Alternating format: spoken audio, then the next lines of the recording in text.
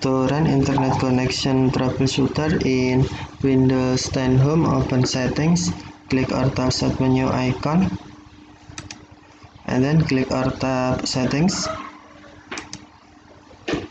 Select Update and Security,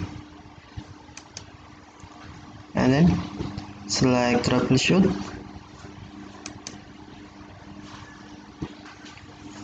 and then click or tap Additional Troubleshooters, and select Internet Connections. Find and fix problems with connecting to the internet or to websites, and then select Run the troubleshooter. Internet connection detecting problem. Please select the issue Windows solve troubles, and then select option you want. For example, troubleshoot my connection to the internet. This is just example. You can choose other option. You can try explore other option, might be helpful.